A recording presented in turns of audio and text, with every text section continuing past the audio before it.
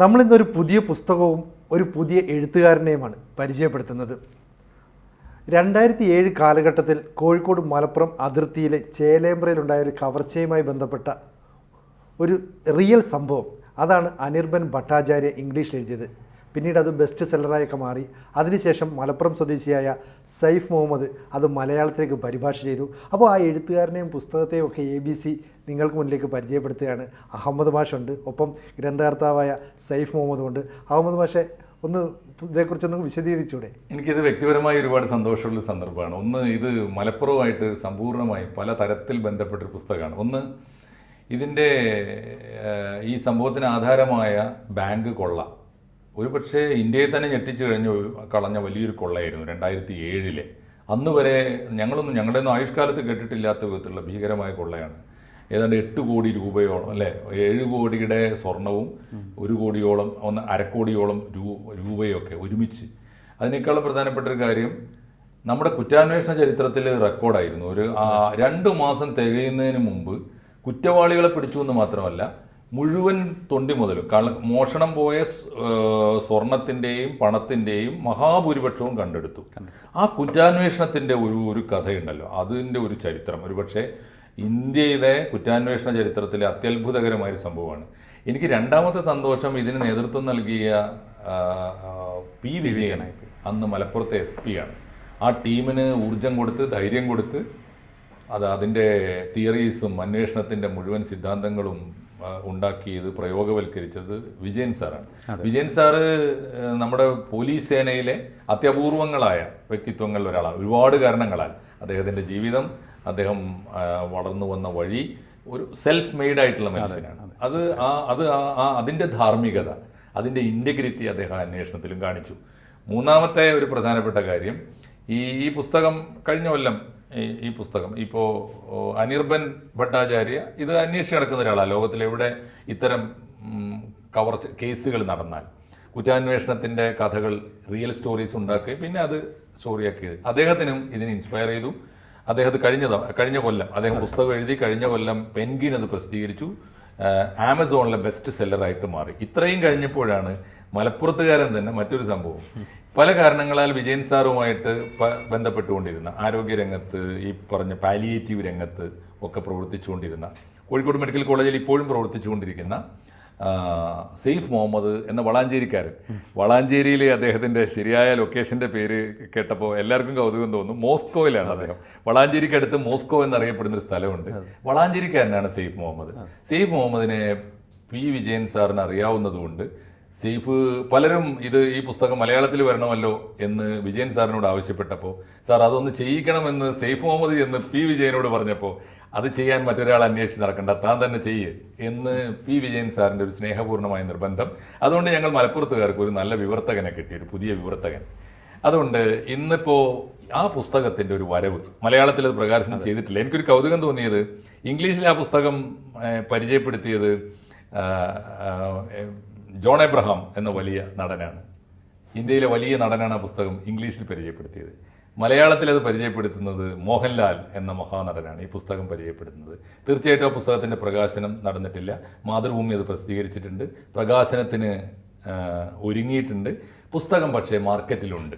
ആ പുസ്തകത്തിൻ്റെ വിശദാംശങ്ങളാണ് ഇന്ന് സൈഫ് മുഹമ്മദ്, തീർച്ചയായിട്ടും ABC ആദ്യമായിട്ട് ഞങ്ങൾ ബുക്ക് റിവ്യൂ എന്ന് പറയുന്ന ഒന്ന്, പുസ്തകങ്ങളെ പ്രൊമോട്ട് ചെയ്യുക, വായനയെ പ്രോത്സാഹിപ്പിക്കുക, പുതിയ തലമുറയെ വായനയിലേക്ക്, ഓൺലൈൻ ജനറേഷൻ ഉണ്ടല്ലോ, ആ മനുഷ്യരെ, ആ തലമുറയെ വായനയിലേക്ക്, ഓഫ്ലൈനിലേക്ക്, അല്ലെങ്കിൽ ഈ ഹാർഡ് കോപ്പി റീഡിങ്ങിലേക്ക് കൊണ്ടുവരിക എന്നത് ഞങ്ങളുടെ ഒരു ദൗത്യം തന്നെയാണ്. ആ അർത്ഥത്തിൽ ഞങ്ങൾ ആരംഭിച്ച ഒരു പദ്ധതിയിൽ ആദ്യമായി അതിഥിയായി വരുന്നത് എൻ്റെ നാട്ടുകാരൻ എന്ന് അഭിമാനത്തോടെ പറയാവുന്ന സൈഫ് മുഹമ്മദ് സാറാണ്.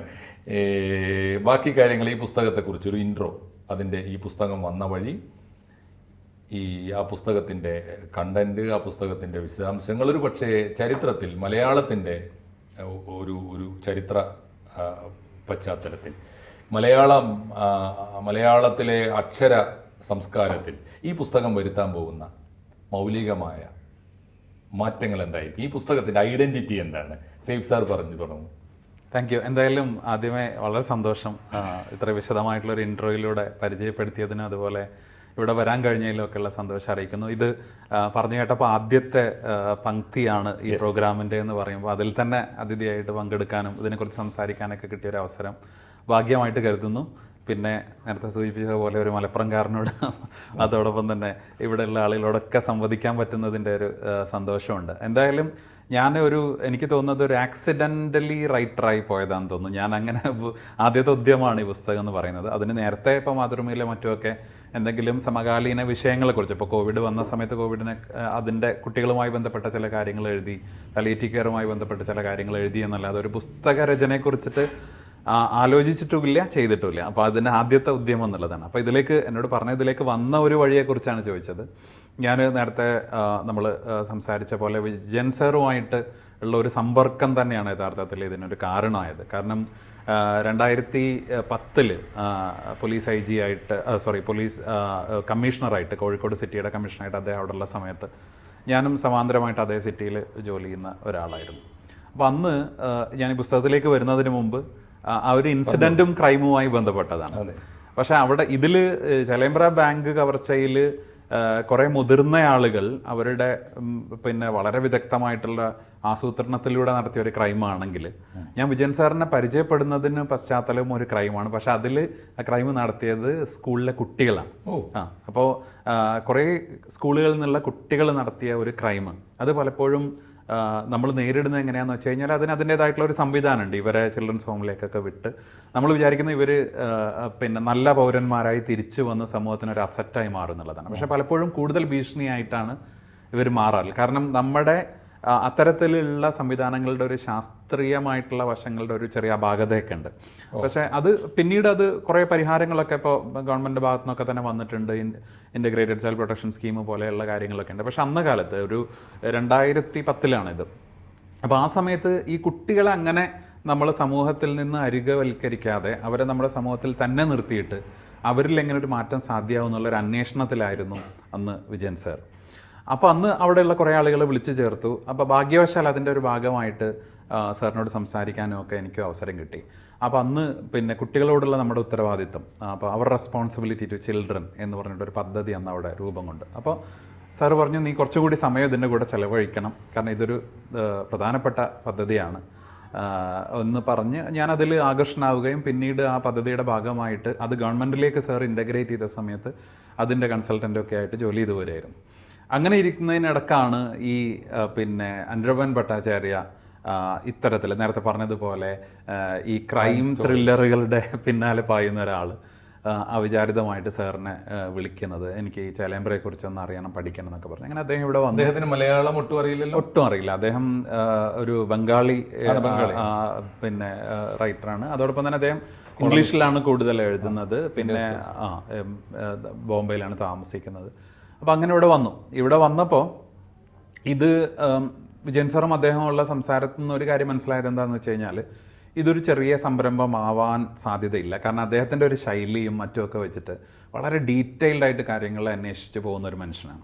അപ്പോൾ അതുകൊണ്ട് ഇത് ചെയ്ത ആളുകളുടെ കൺഫെഷൻസ് ഉണ്ട്. അതുപോലെ തന്നെ പോലീസുകാർ ഈ അന്വേഷണത്തിൽ പങ്കെടുത്ത പോലീസുകാരുണ്ട്. അപ്പോൾ ഇവരോടൊക്കെ സംസാരിക്കാനും ഇതിൻ്റെ അങ്ങോട്ടും ഇങ്ങോട്ടും ഒക്കെ തർജ്ജമ ചെയ്യാനും ഇദ്ദേഹത്തിൻ്റെ ഒരു സഹായിയായിട്ട് കുറച്ച് കാലം എനിക്ക് നിൽക്കേണ്ടി വന്നു. എന്ന് വെച്ച് കഴിഞ്ഞാൽ ഞാനിവിടെയാണ്, അദ്ദേഹം അവിടെയാണ്, കോവിഡ് സമയമാണ്. അപ്പോൾ ഈ പുസ്തകങ്ങളോ അല്ലെങ്കിൽ ഈ ഡോക്യുമെൻറ്റ്സ് ഒക്കെ റിപ്പോർട്ടുകളൊക്കെ വായിക്കുക, അത് അദ്ദേഹത്തിന് തർജ്ജമ ചെയ്ത് കൊടുക്കുക, പോലീസുകാരുമായിട്ട് ഇൻ്റർവ്യൂ നടത്തുക, ഇതൊക്കെയാണ് ചെയ്തിരുന്നത്. അങ്ങനെ സത്യം പറഞ്ഞു കഴിഞ്ഞാൽ ആ ചേലേമ്പ്രയുടെ അതിൻ്റെ അത് ആസൂത്രണം ചെയ്ത പ്രധാന ബാബുവിൻ്റെ ചെറുപ്പകാലം മുതൽ ഇങ്ങോട്ടുള്ള മുഴുവൻ കാര്യങ്ങളും നമ്മുടെ തലയിൽ വളരെ ക്ലിയർ ആയിട്ടുള്ള ചിത്രം വന്നു. അപ്പോൾ ആ ചിത്രം വരികയും അത് അദ്ദേഹം വളരെ ഭംഗിയായിട്ട് ഇംഗ്ലീഷിൽ പുറത്തിറക്കുകയും ആമസോൺ ബെസ്റ്റ് സെല്ലർ ആവുകയും അത് കേരളത്തിലാണ് റിലീസ് ചെയ്തത്. മോഹൻലാലാണ് ഇവിടെ അത് റിലീസ് ചെയ്ത് നമ്മുടെ ലുലു മോളിൽ വെച്ചിട്ട്. അപ്പോൾ അതിനുശേഷം അത് അങ്ങ് ഹിറ്റായി. അപ്പോൾ ആ സമയത്താണ് ഇങ്ങനെ ഇതിന് മലയാളത്തിൽ എഴുതണമല്ലോ, നമ്മുടെ നാട്ടിൽ നടന്നൊരു കാര്യം, ഇത്രയും നല്ലൊരു ബുക്ക് വന്നിട്ട് അത് മലയാളത്തിൽ അത് എഴുതാനും വായിക്കാനും ഒക്കെ പറ്റുന്ന ഒരവസ്ഥ ഉണ്ടാവണമല്ലോ എന്ന് വിചാരിച്ചത് എങ്ങനെ ട്രാൻസ്ലേറ്റ് ചെയ്യണം എന്നൊക്കെയുള്ള സാറ് അങ്ങനെയാണ് നേരത്തെ പറഞ്ഞതുപോലെ, മാഷ് പറഞ്ഞ പോലെ അത് നീ തന്നെ ചെയ്യണം എന്ന് പറഞ്ഞത്. സത്യം പറഞ്ഞു കഴിഞ്ഞാൽ അതൊരു ഷോക്കായിരുന്നു. കാരണം അങ്ങനെ ഒരു പുസ്തകം എന്നുള്ള രൂപത്തിലേക്ക് എഴുതി നമ്മൾ പരിചയമില്ലാത്തൊരു കാര്യം, അതുപോലും കൂർമ്മ ബുദ്ധിയുള്ള ഒരു പോലീസ് ഉദ്യോഗസ്ഥന്റെ കണ്ടെത്തലാണ്. തീർച്ചയായിട്ടും. പിന്നെ അത് അല്ലെങ്കിൽ നമ്മളെ ഇൻസ്പയർ ചെയ്യൂല. അത് തീർച്ചയായിട്ടും കറക്റ്റ് കണ്ടെത്തലാണ്. സേഫിനെ പോലെ വേറൊരാളെ ഇത് ചെയ്യാൻ കിട്ടാനില്ല എന്ന് അതിന്റെ അർത്ഥം. നമ്മൾ ഈ സാറിന്റെ അന്ന് നമ്മളോട് കാര്യങ്ങളൊക്കെ പറഞ്ഞത് വെച്ച് കഴിഞ്ഞാൽ ഞാനിപ്പോഴും ഓർക്കുന്നുണ്ട്, ഒരു ഡൈലമയായിരുന്നു. നമ്മളെ കൊണ്ട് എടുത്താൽ പറ്റൂ.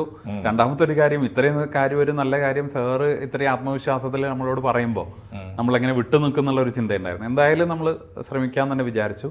പക്ഷേ അത്ര ബുദ്ധിമുട്ടേണ്ടി വന്നില്ല ഒരു രീതിയിൽ. കാരണം എന്താണെന്ന് വെച്ച് കഴിഞ്ഞാൽ ഇതിൻ്റെ അനിർബൻ അന്വേഷണം തുടങ്ങിയ സമയത്ത് തന്നെ അപ്പൊ തന്നെ ഞാനും ഇതിന്റെ അന്വേഷണത്തിലാണല്ലോ. കാരണം ഞങ്ങൾ ഒരുമിച്ചാണ് ഇത് ചെയ്യുന്നത്. കമ്മ്യൂണിക്കേറ്റ് ചെയ്തിരുന്നു അദ്ദേഹമായിട്ട് സ്ഥിരമായിട്ട് ആഴ്ചയിൽ എല്ലാ ആഴ്ചയും എന്നുള്ള നിലയ്ക്ക് ഞങ്ങൾ ഓൺലൈനിൽ, കോവിഡ് സമയമാണ്, സൂമിലിരിക്കും. അപ്പം ആ സമയത്ത് നമ്മൾ ചില ഇൻ്റർവ്യൂസ് നടത്തും, നമ്മൾ ഈ കേസ് ഡിസ്കഷൻസ് നടത്തും, കൺഫെഷൻ സ്റ്റേറ്റ്മെൻറ്റുകളെ കുറിച്ച് സംസാരിക്കും. അങ്ങനെ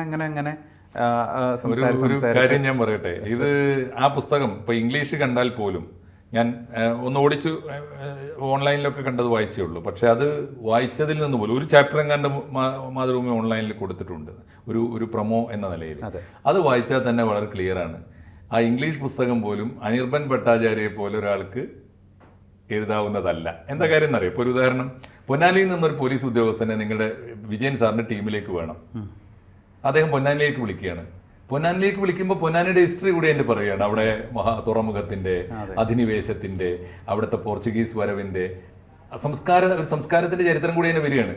അത് ഒരു മലപ്പുറത്തുകാരന്റെ ഇടപെടൽ ഇംഗ്ലീഷ് പുസ്തകത്തിന്റെ കൂടെ പോലും ഉണ്ടായതിന്റെ ഒരു ഗുണം. വെറുതെ നമ്മൾ നിന്നുകൊടുത്താൽ മതിയാവും. വേറൊന്ന്, വണ്ടൂരിൽ നിന്നൊരു പോലീസ് ഉദ്യോഗസ്ഥനെ ആ ടീമിലേക്ക് കിട്ടണം. അപ്പൊ അവിടുത്തെ നഗാരയിൽ നിന്ന്, പള്ളിയിൽ നിന്ന് മുഴങ്ങുന്ന നഗാര എന്നൊക്കെ പറഞ്ഞാൽ മനസ്സിലാവുന്ന വലിയ ബാൻഡ് അത് മുട്ടിയിട്ടാണ് പണ്ട് നിസ്കാരത്തിന്റെ സമയം അറിയിച്ചത്. അതൊക്കെ ചേർത്ത് എറിയാൻ എനിക്ക് തോന്നുന്നു ഇപ്പോഴും തുടരുന്നുണ്ട്.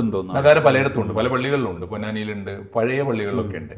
അപ്പൊ അങ്ങനെ ഒരു മലപ്പുറത്തിന്റെ ഒരു സാംസ്കാരിക കാഴ്ച കൂടി, ഒരു പനോരമ ഓഫ് മലപ്പുറം അതുകൂടി ഇതിന്റെ കൂടെ വന്നിട്ടുണ്ട്. ആ അർത്ഥത്തിൽ സാംസ്കാരികമായ ഇമ്പോർട്ടൻസ് കൂടി. സേഫ് സാർ പറഞ്ഞത് വളരെ ശരിയാണ്.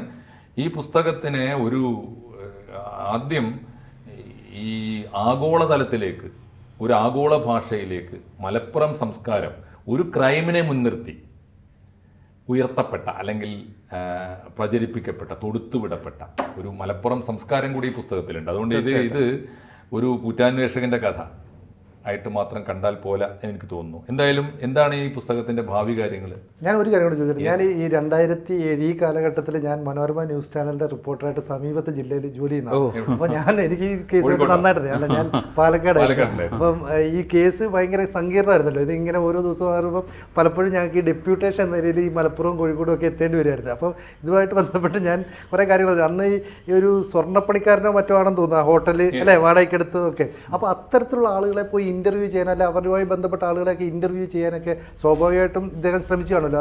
അതിൽ ഈ പറയുന്ന സേഫിനും എന്തെങ്കിലും പങ്കുണ്ടാവും. അപ്പൊ അതൊക്കെ ഒന്ന് പറയുകയാണെങ്കിൽ അതും ഒരു ഇത് ഒരുപാട് ലെയേഴ്സ് ഉള്ള ഒരു കഥയല്ല, ഒരു ചരിത്രമാണ്.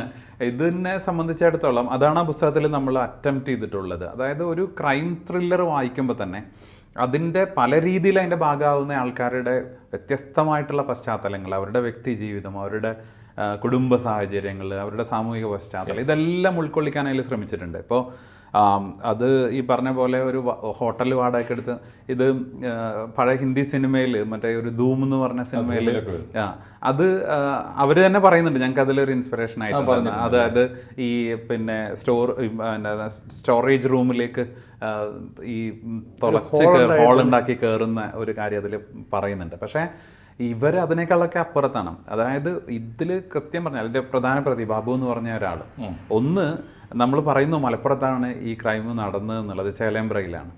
ഇയാൾക്ക് മലപ്പുറത്തുമായിട്ടൊരു ബന്ധമില്ല. ഒരു മനുഷ്യന് ഇറങ്ങി പുറപ്പെട്ട് കഴിഞ്ഞാൽ എന്തും സംഭവിക്കും എന്നുള്ളതിൻ്റെ വളരെ നല്ലൊരു ഉദാഹരണം. കാരണം ഇയാൾ ഈ കോട്ടയം ഭാഗത്തുനിന്നോ തെക്ക് ഭാഗത്തുനിന്നൊക്കെ കേരളം മുഴുവൻ യാത്ര ചെയ്തിട്ട് ഇത് ഭംഗിയായി നടപ്പിലാക്കാൻ പറ്റുന്ന ഒരു സാധനം അയാൾ ചേലമ്പ്രയിൽ കണ്ടുപിടിക്കുകയാണ്. അവിടുന്ന് മുതൽ വളരെ മെറ്റിക്കുലസായിട്ടുള്ള ഒരു ഡെഡിക്കേഷനാണ്. അതോടൊപ്പം തന്നെ പോലീസിന്റെ ഇതുണ്ട്. പക്ഷെ രണ്ടും ഈ കാറ്റ് ആൻഡ് മൗസ് ഗെയിം എന്ന് പറയുന്നത് ഇതിന്റെ ഒരു പ്ലാനിങ് കാര്യം, ഹോട്ടൽ വാടകയ്ക്ക് എടുക്കുന്നു, ഒരു മനുഷ്യനും തോന്നാത്തൊരു ബുദ്ധിയാണ്. അതായത് അവർ കേരളം മുഴുവൻ യാത്ര ചെയ്തിട്ട്, ഇയാൾ മാത്രം യാത്ര ചെയ്തിട്ട് കൃത്യമായിട്ടുള്ള ഒരു സ്ഥലം കണ്ടുപിടിക്കുന്നു. അപ്പോൾ നോക്കിയപ്പോൾ ഒന്നാമത്തെ നിലയിലാണ്, താഴെ ഒരു ഹോട്ടലാണ്. അപ്പോൾ ഈ ധൂം സിനിമയിൽ ഈ ഗ്ലാസ്സൊക്കെ തുറന്നാണ് അകത്തേക്ക് കയറുന്നത്. അപ്പോൾ അത് മനസ്സിൽ വരുന്നു. ഇദ്ദേഹം വിചാരിക്കുന്നത് ഈ ഹോട്ടലിൽ നിന്ന് മുകളിലേക്ക് തുറന്നുവിടുകയാണ്. അപ്പോൾ ഈ ഹോട്ടലിൽ നിന്ന് മുകളിലേക്ക് തുറന്ന് എടുക്കാനുള്ള ഒരു പ്രശ്നം എന്ന് വെച്ച് കഴിഞ്ഞാൽ, ഇത് ഒന്ന് ഇതിൻ്റെ ഉടമസ്ഥൻ ബാങ്കിന് ഇത് കൊടുത്തത് കൊണ്ട് ഓൾറെഡി ഇതിൻ്റെ ഒരു കോൺക്രീറ്റ് എന്ന് പറയുന്നത് വളരെ തിക്കായിട്ടുള്ള ഒരു സാധനമായിരിക്കും. അതിൻ്റെ കൂടെ തന്നെ ഈ ബാങ്കിനായതുകൊണ്ട് എക്സ്ട്രാ ലെയറും കൂടിയുണ്ട്. അപ്പോൾ ഒരു ചുമര് പോലും തുളക്കാനുള്ള പ്രയാസം നമുക്കറിയാം.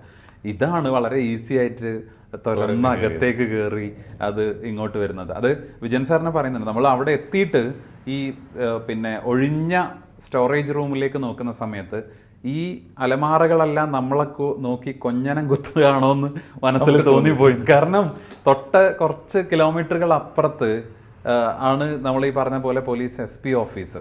ആ SP ക്യാമ്പ് ഹൗസ് അവിടെയാണ്, അവിടുത്തെ പോലീസുകാരവിടെയുണ്ട്. പക്ഷെ ഒരു മനുഷ്യനും ഒരു തുമ്പും കൊടുക്കാതെ ഹോട്ടൽ അറ്റകുറ്റപ്പണിക്ക് എന്ന് പറഞ്ഞൊരു ബോർഡും വെച്ച് 50,000 രൂപ അയാൾക്ക് അഡ്വാൻസും കൊടുത്ത് ആ ഹോട്ടൽ കൈക്കലാക്കിയിട്ട് ഗ്ലാസ് മുഴുവൻ പേപ്പർ ഒട്ടിച്ച് ഇവർ അത് എന്ത് വിദഗ്ധമായിട്ടാണ് അവർ ചെയ്യുന്നത് ആലോചിക്കണം. അപ്പോൾ അവിടെ പണി നടക്കുന്നു എന്നാക്കാൻ വേണ്ടിയിട്ട് 2 ലോഡ് മണലവിടെ കൊടുന്നിടുന്നു. ഒരു കാര്യമില്ല. അതായത് കണ്ടു കഴിഞ്ഞാൽ ഇത് വളരെ സമർത്ഥമായിട്ടാണ്. അതിൽ പിന്നെ അത് മാത്രമല്ല, ഇതിങ്ങനെ തലനാരഴക്ക് ചിലപ്പോൾ രക്ഷപ്പെട്ടു പോകുന്ന സന്ദർഭങ്ങളൊക്കെ ഉണ്ടായിട്ടുണ്ട്. ഇവർ ഈ പണി നടക്കുന്ന സ്ഥലം എന്നുള്ള നിലക്ക് എല്ലാ ജനലും പേപ്പർ വെച്ച് ഒട്ടിച്ച് കളഞ്ഞു. പേപ്പർ വെച്ച് ഒട്ടിച്ചിട്ട് ഒരാളെ, അതിൽ ഒരു ഭാര്യയും ഭർത്താവും ഉണ്ട് ഇതിൽ, ഇവരുടെ കൂട്ടാളികളായിട്ട്. അപ്പോൾ അതിൽ ഈ ഭർത്താവിനെ പുറത്തുനിന്ന് ആരെങ്കിലും വരുന്നുണ്ടോ നോക്കാൻ വേണ്ടിയിട്ട് ഈ ജനലിൻ്റെ ഒട്ടിച്ച പേപ്പറിൻ്റെ ഇടയിൽ കൂടെ നോക്കാൻ വേണ്ടിയിട്ട് ഏൽപ്പിച്ചിട്ടുണ്ട്. അയാൾ പോയി നോക്കുന്ന സമയത്ത് അതേപോലെ ഒരു കണ്ണ് അവിടുന്ന് ഇങ്ങോട്ടും എന്ന് വെച്ച് കഴിഞ്ഞാൽ ഒരാൾ പുറത്തുനിന്ന് ഇങ്ങോട്ട് നോക്കുക.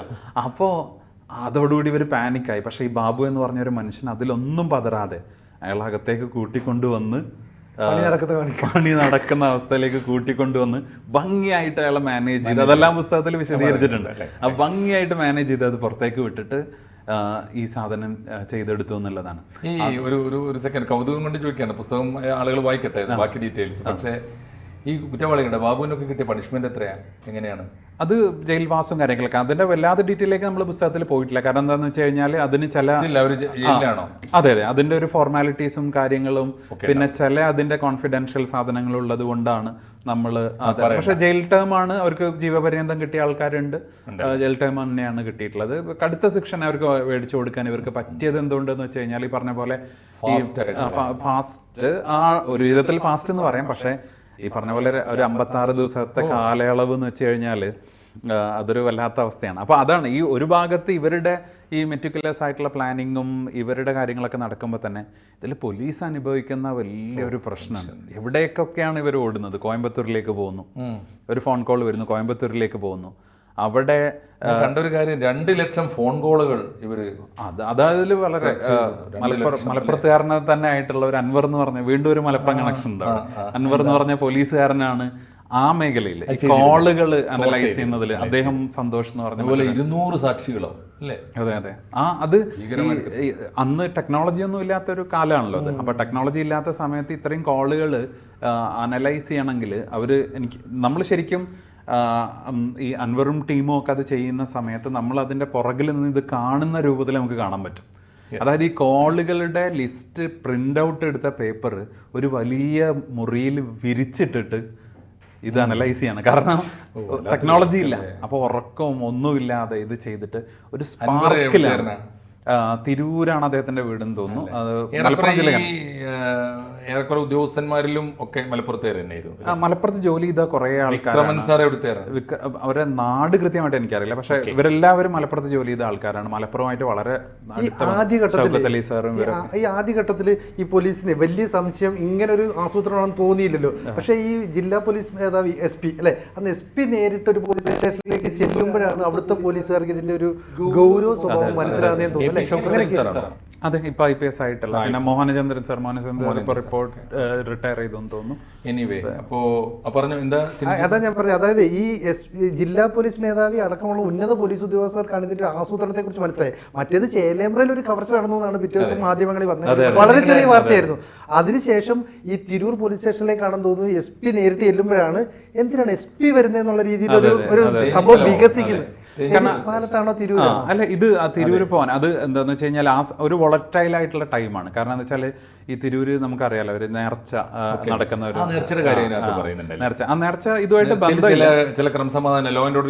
അതിന്റെ മുമ്പ് ഉണ്ടായിരുന്നു. മുമ്പ് കുറച്ച് ആളുകൾ കൊല്ലപ്പെടുകയും അതുപോലെ തന്നെ ഈ പ്രശ്നങ്ങളൊക്കെ ഉണ്ടായിരുന്നു. അപ്പോൾ BP-അങ്ങാടിയിലെ നേർച്ചയുമായി ബന്ധപ്പെട്ട് അപ്പോൾ പുതിയങ്ങാടി നേർച്ചയുമായി ബന്ധപ്പെട്ട് അപ്പോൾ അതിൻ്റെ ബന്ദോബസ്തിൻ്റെ ഒരുക്കുന്നതിൻ്റെ കാര്യങ്ങളുടെയൊക്കെ ഒരു ടെൻഷനിലാണ് പോലീസ് മുഴുവൻ. ആ സമയത്താണ് അടുത്ത ദിവസം രാവിലെ ക്രമസമാധാന സാധനങ്ങളൊക്കെ എല്ലാം ഓക്കെയാണ്, കാര്യങ്ങളൊക്കെ ഓക്കെയാണെന്ന് വിളിക്കുന്ന കോളനിൽ കുറച്ച് കഴിയുമ്പോഴാണ് ജോൺസൺ എന്ന് പറയുന്ന പോലീസുകാരൻ വിളിച്ചിട്ട് പറയുന്നത്. അതിനടുത്ത് ഒരു ലിംഗ്വിസ്റ്റിക് ക്വസ്റ്റ്യൻ, ഈ ബന്ദോബസ്ത് നിങ്ങൾ ആ പുസ്തകത്തിൽ ആവർത്തിച്ചിട്ടുണ്ട് മലയാളത്തിൽ. അത് മലയാളമല്ല, എന്താണത് ആ ഭാഷ? അത് ബന്ദോബസ്തിന് അതിന് അനുസൃതമായിട്ടുള്ള ഒരു പോലീസ് ഭാഷയ്ക്ക് അല്ലെ, അതിന് പകരം വേറെ നമ്മൾ പറയും ലിസൺ എന്നുള്ളതിന് മലയാളം ഇല്ല. അതുപോലെയാണ്. കറക്റ്റാ. ചില വാക്കുകൾ ആൾ കമ്മ്യൂണിക്കേറ്റ് ചെയ്താൽ മതി, അവർക്ക് മനസ്സിലായാൽ മതി. വേറൊരു കാര്യം, ഇപ്പൊ 17 കൊല്ലമായില്ലേ ഈ സംഭവം നടന്നിട്ട്. ഇതില് ഇപ്പോ സിനുജി പറഞ്ഞ പോലെ ഇത് വിജയൻ സാറാണ് ഇതിന്റെ നായകൻ. പക്ഷെ പുസ്തകത്തിൽ എവിടെയും വിജയൻ സാർ ഇല്ല. എന്നാൽ എല്ലാ അക്ഷരങ്ങളിലും വരികൾക്കിടയിലും വിജയൻ സാർ നിറഞ്ഞു നിൽക്കുന്നുണ്ട്. ഇത് എനിക്ക് തോന്നുന്നു നമ്മുടെ രചനയിലെ രചനാശാസ്ത്രത്തിലെ ഒരു വേറിട്ട വഴിയല്ലേ.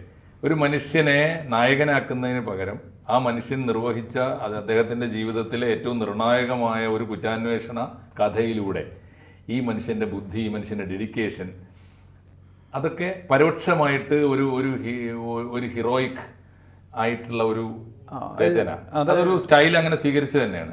അല്ല, അതിൽ എനിക്ക് തോന്നുന്നു ഇത് അങ്ങനെ അതിൽ അനുരൂപാനും വലിയൊരു പങ്ക് അതിലുണ്ട്. കാരണം ക്രാഫ്റ്റ് കൊണ്ടുവരുന്നത് അദ്ദേഹമാണ് അതിന്റെ ക്രാഫ്റ്റ് കൊണ്ടുവരുന്നത്. ഞാനതിൽ ചെയ്തത് എന്താ വെച്ചാൽ, അത് മലയാളീകരിക്കുന്ന സമയത്ത് ഇതൊരു ഇംഗ്ലീഷ് ഭാഷയിൽ വന്ന പുസ്തകമാണ്. അപ്പോൾ ഒരു പദാനുപദ ട്രാൻസ്ലേഷൻ എന്ന് പറഞ്ഞത് ബോറായിരിക്കും.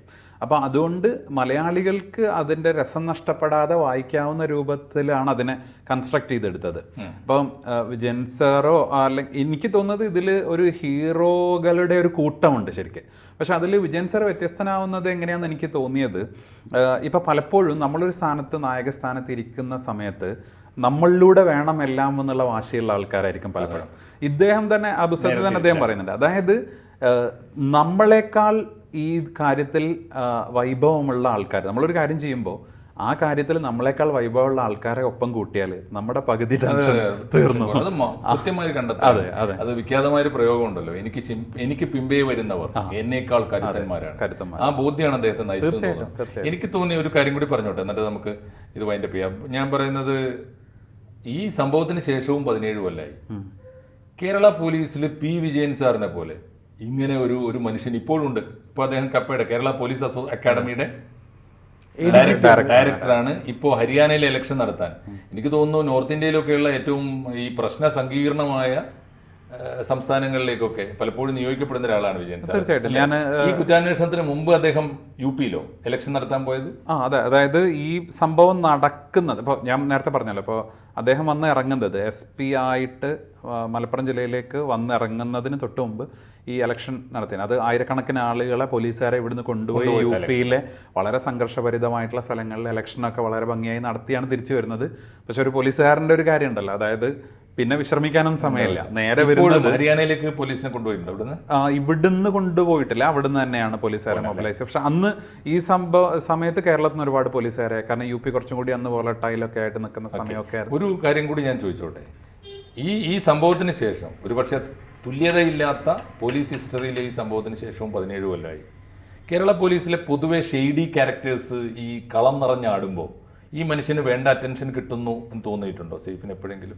അല്ല, ഒരു സമൂഹത്തിൻ്റെ ഭാഗമായിട്ട് നിൽക്കുമ്പോൾ നമുക്ക് അത്തരത്തിലുള്ള തോന്നൽ തീർച്ചയായിട്ടും വന്നിട്ടുണ്ട്. മാത്രമല്ല, ഈ പറഞ്ഞ പോലെ അദ്ദേഹത്തിൻ്റെ പ്രവർത്തനങ്ങളെ കുറച്ചും കൂടി അടുത്തറിയാൻ സാധിച്ച ഒരാളാണ് ഞാൻ. ഇപ്പോൾ എനിക്ക് തോന്നുന്നത് ഈ ഒരുപാട് തെറ്റിദ്ധരിക്കപ്പെട്ട ഒരു മനുഷ്യനാണ്. പക്ഷെ അടുത്തറിയുന്ന സമയത്ത് നമുക്ക് മനസ്സിലാവുന്ന ഒരു കാര്യം, ഈ പറഞ്ഞ പോലെ ഒരുപാട് നേരത്തെ നിങ്ങൾ സൂചിപ്പിച്ചല്ലോ, അദ്ദേഹം വന്ന വഴികളായിരിക്കാം, അദ്ദേഹത്തിന്റെ ചെറുപ്പക്കാലവും ഇതൊക്കെ എനിക്ക് തോന്നുന്നു അതന്നെ കുറെ എപ്പിസോഡുകൾ ചെയ്യാനുള്ള കാര്യങ്ങളുണ്ട്. അപ്പോൾ അതൊക്കെ വെച്ചുകൊണ്ട് ഇപ്പോൾ ഉദാഹരണത്തിന് കോഴിക്കോട് നമ്മൾ തുടങ്ങിയ സമയത്ത് അദ്ദേഹത്തിന് ഒറ്റ കാര്യം ചെയ്താൽ മതി, ആ കുട്ടികളെ എന്താണോ ഗവൺമെന്റ് അനുശാസിക്കുന്ന രീതി അതിനനുസരിച്ച് അങ്ങ് വിട്ടാൽ മതി. പോലീസിന്റെ മേഖലയല്ല അത്, സോഷ്യൽ ജസ്റ്റിസിന്റെയോ അല്ലെങ്കിൽ സോഷ്യൽ വെൽഫെയർ ഡിപ്പാർട്ട്മെന്റിന്റെ ഒക്കെ മേഖലയിൽ വരുന്നതാണ് കുട്ടികളുമായി ബന്ധപ്പെട്ട കാര്യം. ഇപ്പോൾ woman and child development department ഒക്കെയാണ്. അതിന് കൂടെ ഒന്നും ഇപ്പോൾ ഈ പിന്നെ സ്റ്റുഡൻസ് പോലീസ് കേഡറ്റ്, അവർ റെസ്പോൺസിബിലിറ്റി ടു ചിൽഡ്രൻ, അതുപോലെ തന്നെ പുണ്യം പൂങ്കാവനം തുടങ്ങിയ പദ്ധതികളൊക്കെ ഈ വിജയൻ സാറിന്റെ നേതൃത്വത്തിലല്ലേ ആരംഭിച്ചത്. പക്ഷേ അത്തരം പദ്ധതികളൊക്കെ ഉണ്ടായിട്ടും പിന്നീട് പോലീസിന്റെ ഭാഗത്തുനിന്നോ അല്ലെങ്കിൽ മറ്റു പല ഭാഗത്തുനിന്നോ ഉള്ള ഒരു പോസിറ്റീവായിട്ടുള്ള ഗുണങ്ങൾ അദ്ദേഹത്തിൻ്റെ എത്തിച്ചേർന്നു എന്ന് ചോദിച്ചാൽ അതൊരു സംശയമല്ലേ? അത് പറഞ്ഞ പോലെ ഞാൻ ഇത് അദ്ദേഹത്തിന്റെ കൂടെ നടന്നിട്ട് ഉള്ള ഒരാൾ എന്നുള്ള നിലക്കും അദ്ദേഹത്തിന്റെ പദ്ധതികളെയും ഒക്കെ അടുത്തറിയുകയും അതിൽ സഹായിക്കുകയൊക്കെ ചെയ്തിട്ടുള്ള ഒരാൾ എന്നുള്ള എനിക്ക് മനസ്സിലാകുന്നത് ഇത് പലതും ഇത്തരത്തിലുള്ള കാര്യങ്ങൾ അദ്ദേഹത്തെ ബാധിക്കാറില്ല എന്നുള്ളതാണ് ഒരു കാര്യം.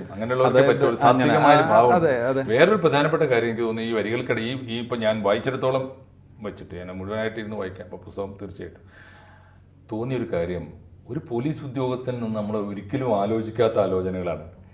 ഒരു ബാങ്കിൽ നിന്ന് 7 കോടിയുടെ സ്വർണം കളവ് പോയി എന്ന് ആലോചിച്ചപ്പോൾ അദ്ദേഹം ആലോചിക്കുന്നത് എത്രമാത്രം കുടുംബങ്ങളുടേതാവാം, അതിൽ എത്ര പേരുടെ കെട്ടുതാലി അതിനകത്തുണ്ടാകാം, എത്ര പേരുടെ എത്ര കാലത്ത് അധ്വാനം ഉണ്ടാകാം, കണ്ണീരുണ്ടാകാം. ഇങ്ങനെ വിക്ടിംസായ നഷ്ടപ്പെട്ട മനുഷ്യന്റെ വേദനയെ മുൻനിർത്തി ഒരു കേസന്വേഷണത്തിന് ഇറങ്ങുന്ന ഒരു മനുഷ്യനുണ്ടല്ലോ, നമുക്ക് കണ്ണു നിറഞ്ഞു പോകും. അങ്ങനെ പോലീസുകാരെ കുറിച്ച് തീർച്ചയായിട്ടും, പ്രത്യേകിച്ച് ആ ചേലേമ്പ്ര ഭാഗം എന്നൊക്കെ പറയാം ഒരു ഗ്രാമീണ ബാങ്കാണ്, പാവപ്പെട്ടവരാണ്. ഒരു രാവിലെ മുതൽ വൈകുന്നേരം വരെ അധ്വാനിച്ച് കിട്ടുന്ന പൈസ ഒരു കൂട്ടി വെച്ച് സ്വർണം മേടിച്ച് അവിടെ വെക്കുന്ന, അത് കുട്ടികളുടെ കല്യാണത്തിനോ വിദ്യാഭ്യാസത്തിനോ ഒക്കെ വേണ്ടി വെക്കുന്ന, അതാണ് മൊത്തത്തിൽ പോയിട്ടുള്ളത്. അപ്പോൾ ആ പുസ്തകം വായിക്കുന്ന സമയത്ത് ആ ഒരു ചാപ്റ്റർ വായിക്കുമ്പോൾ എനിക്ക് തോന്നുന്നത്, എനിക്ക് അങ്ങനെയാണ് ഫീൽ ചെയ്തത്, ബാക്കിയുള്ളവർക്കും അങ്ങനെ തോന്നുന്നു, നമ്മളെ വിടാതെ വേട്ടയാടുന്ന ഒരു ചിത്രം എന്ന് പറയുന്നത് അദ്ദേഹം ആ ഹോട്ടലിൻ്റെ ജനലിൻ്റെ പുറത്തേക്ക് അവിടെ നിലവിളിയിട്ട് കരയുന്ന ആളുകളെ നോക്കുന്ന ഒരു രംഗമുണ്ട്. അതിൽ പ്രായം ചെന്ന സ്ത്രീകളുണ്ട്, പിന്നെ ചെറുപ്പക്കാരുണ്ട്, അവിടെ പ്രായം ചെന്ന വൃദ്ധരായിട്ടുള്ള ആൾക്കാരുണ്ട്. അപ്പം ഇവരെല്ലാവരും കൂടി നിന്ന് നെഞ്ഞത്തടിച്ച് കരയുന്ന ഒരു രംഗമാണ് ഇദ്ദേഹം നോക്കി കാണുന്നത്. അപ്പൊ എനിക്ക് തോന്നുന്നത് ഈ ആ ജനലിന്റെ അരികിൽ നിന്ന് അപ്പുറത്തേക്ക് നീങ്ങിയിട്ട് അയാള് മറ്റ് പോലീസുകാർക്ക് അദ്ദേഹം വേണ്ട നിർദ്ദേശങ്ങളും നൽകുന്നു, അവിടുന്ന് അതേപോലെ തന്നെ നീങ്ങി ജനലിന്റെ അടുത്തേക്ക് വന്ന് അദ്ദേഹത്തിന്റെ നോട്ടം അടക്കുന്നത് ഈ പറഞ്ഞ പോലെ ആളുകളുടെ അടുത്തേക്കാണ്. അപ്പൊ അത് എനിക്ക് തോന്നുന്നത് അദ്ദേഹത്തിന്റെ വന്ന വഴികളും അദ്ദേഹത്തിന്റെ സ്ട്രഗിളും ഒക്കെ ആയിരിക്കാം ഒരു ഈ പറഞ്ഞ പോലെ ഒരു എംപതി ഒരു സാധനം ഉണ്ടല്ലോ, ഒരു അനുതാപത്തോടു കൂടി അത് മനസ്സിലാക്കാൻ പറ്റുന്നത്. അതായിരിക്കണം അദ്ദേഹത്തിന്റെ ഏറ്റവും വലിയ ബലം എന്ന്. തീർച്ചയായിട്ടും ഇതിപ്പോ ഒറ്റ കാര്യം, ഇനി സാങ്കേതികമായ ചില ചോദ്യങ്ങൾ. ഇത് മാതൃഭൂമിയാണ് പ്രസിദ്ധീകരിച്ചത്, 434 പേജ്. അതെ, അനിർബൻ ഭട്ടാചാര്യയുടെ ചേലേപ്ര ബാങ്ക് കവർച്ച എന്ന് പറയുന്ന ബുക്ക് ഇതാണ് സെയ്ഫ് മുഹമ്മദ് മലയാളത്തിലേക്ക് പരിഭാഷ ചെയ്തത്. എന്തായാലും ഈ ബുക്കിൻ്റെ കോപ്പികളൊക്കെ ലഭ്യമാണെന്നാണ് പറയുന്നത്. ഇതിൻ്റെ ഔദ്യോഗികമായ ഒരു പ്രകാശന കർമ്മം അത് നടന്നില്ലെന്നേ ഉള്ളൂ, അല്ലേ മാഷേ? ഇനിയിപ്പം പുസ്തകം മാതൃഭൂമി ബുക്സിലുണ്ട്, മാതൃഭൂമി ബുക്സ് വിറ്റുകൊണ്ടിരിക്കുന്നുണ്ട്. അതിൻ്റെ MRP 430 രൂപയാണ്, പക്ഷേ ഓൺലൈനിൽ അവർ 340 രൂപയ്ക്ക് വിറ്റുകൊണ്ടിരിക്കുന്നുണ്ട്. ആവശ്യക്കാർക്ക് അതിവേഗത്തിൽ വാങ്ങി വായിക്കേണ്ടതാണ്. വായിക്കാൻ തീർച്ചയായിട്ടും നമ്മളെയൊക്കെ കവറിലൊക്കെ കണ്ടില്ലേ അന്നത്തെ ഒരു പത്രത്തിന്റെ ഒരു പേജിന്റെ യാഥാർത്ഥ്യം, ഒരു ക്രൈം ത്രില്ലർ, ആരുടെയോ ഭാവനയിൽ പിരിഞ്ഞ, ഭൂമിയിൽ ഒരിക്കലും നടക്കാനിടയില്ലാത്ത ക്രൈം ത്രില്ലർ വായിക്കുന്നതിന് പകരം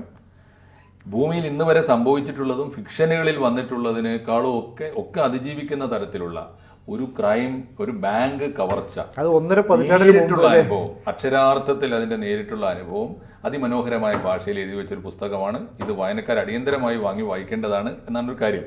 എഴുത്തുകാരനെ കിട്ടിയത് കൊണ്ട് 2 ചോദ്യം കൂടി ചോദിക്കട്ടെ. ഒന്ന്, പി വിജയൻ സാറിന്റെ ജീവചരിത്രം കൂടി മലയാളിക്ക് സമർപ്പിക്കണം എന്ന് പി വിജയനെ അറിഞ്ഞ ഒരു മനോഹരമായ ഭാഷ കയ്യിലുള്ള ഒരാളെന്ന നിലയിൽ സെയ്ഫ് മുഹമ്മദിന് തോന്നുന്നുണ്ടോ? തീർച്ചയായിട്ടും അത് എനിക്ക് തോന്നുന്നത് എല്ലാവരും അറിയേണ്ട, അതിനൊരു രസകരമായിട്ടുള്ളൊരു കാര്യം കൂടി പറയാം. ഇപ്പോൾ അത് സാറ് തന്നെ ഷെയർ ചെയ്തതാണ്. വിജയൻ സാർ ഒരിക്കൽ ട്രെയിനിൽ പോകുന്ന സമയത്ത് അദ്ദേഹം രാത്രി ക്ഷീണിച്ച് ഉറങ്ങാൻ കിടക്കുന്ന സമയത്ത് ഒരാൾ അദ്ദേഹത്തെ ഇങ്ങനെ തുറിച്ച് നോക്കിക്കൊണ്ടിരിക്കുന്നത്. അപ്പോൾ സാർ ചോദിച്ചു, ആരാണ് ഇങ്ങനെ നോക്കിക്കൊണ്ടിരിക്കുന്നത്? അപ്പോൾ പറഞ്ഞു, വിജയൻ സാറല്ലേ ചോദിച്ചു. അതേന്ന് പറഞ്ഞു. അപ്പോൾ പറഞ്ഞു, ഞാൻ സാറിനെ കുറിച്ച് മോട്ടിവേഷൻ ക്ലാസ് എടുക്കുമ്പോൾ പറയുന്ന ചില കാര്യങ്ങളുണ്ട്. ഇതൊന്ന് സാറിൻ്റെ അടുത്ത് ചോദിക്കണം എന്ന് പറഞ്ഞു. ഞാൻ 10 കാര്യം പറഞ്ഞു, അതിൽ 9 കാര്യവും ശരിയല്ലായിരുന്നു എന്നാണ് വിജയൻ സാർ പറഞ്ഞത്. അതുകൊണ്ട് ഈ കൃത്യമായ സ്റ്റോറി ആളുകളിലേക്ക് എത്തണം എന്നുള്ള ഒരു സത്യസന്ധമായിട്ട് എത്തണം എന്നുണ്ട്. പക്ഷെ അതിന്റെ ചില ഭാഗങ്ങളൊക്കെ സാറിന്റെ പദ്ധതികളൊക്കെ വെച്ചുകൊണ്ട് പി വിജയൻ IPSന്റെ വിദ്യാഭ്യാസ സാമൂഹ്യ പരീക്ഷണങ്ങളൊക്കെ പറഞ്ഞിട്ട് ചില പുസ്തകങ്ങളൊക്കെ ഇറങ്ങിയിട്ടുണ്ട്. പക്ഷെ സമഗ്രമായിട്ട് ജീവചരിത്രം തന്നെ വേണമെങ്കിൽ ഇംഗ്ലീഷിലും മലയാളത്തിലും ആലോചിക്കാവുന്നതാണ്. ലാസ്റ്റ് ക്വസ്റ്റ്യൻ, അവസാനത്തെ ചോദ്യം. ഇതിന്റെ പ്രകാശനം മോഹൻലാലിന്റെ കൂടി സൗകര്യത്തിന് അവരൊക്കെ വരുമായിരിക്കും അല്ലെ? മോഹൻലാലാണ് ഇംഗ്ലീഷിന്റെ പുസ്തകം ഇവിടെ കേരളത്തിൽ ചെയ്തത്. അപ്പൊ ഇത് കോഴിക്കോട് ചെയ്യാനാണ് നമ്മൾ ആഗ്രഹിക്കുന്നത്. എന്തുകൊണ്ട് അത് മലപ്പുറത്തായിക്കൂടാ? മലപ്പുറം അതൊരു ചോദ്യമാണ്, തീർച്ചയായിട്ടും നമുക്ക് ആലോചിക്കാവുന്നതാണ്. ഇത് മാതൃഭൂമിയാണ് പുറത്തിറക്കിയെന്നുള്ളത് കൊണ്ടും മാതൃഭൂമിയുടെ ഒരു ഡിസ്ക്രിപ്ഷൻ ആണത്. അപ്പൊ അവര് കോഴിക്കോട്, പിന്നെ കോഴിക്കോട് മലപ്പുറത്തിന്റെ ഒരു ബോർഡറിലാണല്ലോ ഇത് നടക്കുന്നത്. അപ്പൊ മലപ്പുറത്തേക്ക് കോഴിക്കോട് വരാൻ തീർച്ചയായിട്ടും. സെയ്ഫ് മുഹമ്മദ് എന്ന പരിഭാഷകൻ, വിവർത്തകൻ മലയാളത്തിലെ വാഗ്ദാനമാണ് എന്ന് ഞാൻ വിചാരിക്കുന്നു ഈ പുസ്തകം കണ്ടപ്പോൾ. തീർച്ചയായിട്ടും സെയ്ഫ് മുഹമ്മദിൽ നിന്ന് കൂടുതൽ രചനകൾ ഉണ്ടാകട്ടെ. ഒപ്പം പി വിജയൻ എന്ന അതുല്യനായ പോലീസ് ഉദ്യോഗസ്ഥനെ, വിട്ടുവീഴ്ചയില്ലാത്ത മനുഷ്യപക്ഷ നിയമപാലകനെ മലയാളിക്ക് പരിചയപ്പെടുത്തുന്ന ഈ പുസ്തകം, ലോകത്തിനാകെ പരിചയപ്പെടുത്തിയ ഇംഗ്ലീഷ് പുസ്തകം, അതിൻ്റെ വിവർത്തനം നിർവഹിച്ചു എന്നത് മാനവികമായൊരു ധർമ്മം കൂടിയാണ്. നമ്മുടെ കാലഘട്ടത്തിൽ ചെയ്യാവുന്ന ഏറ്റവും മികച്ച ഒരു മനുഷ്യ സേവന പ്രവർത്തനം കൂടിയാണ് എന്ന് പറഞ്ഞുകൊണ്ട് സെയ്ഫ് മുഹമ്മദ് എന്ന എഴുത്തുകാരൻ ABC വന്നതിനും ഈ പുസ്തകത്തെ പരിചയപ്പെടുത്തിയതിനും ഞങ്ങൾ പ്രത്യേകം നന്ദി പറയുന്നു. Thank you. കൂടുതൽ വാർത്തകളും വിശേഷങ്ങളും നിങ്ങളിലേക്ക് എത്താൻ ABC മലയാളം സബ്സ്ക്രൈബ് ചെയ്യുക, ബെൽ ബട്ടണും അമർത്തുക.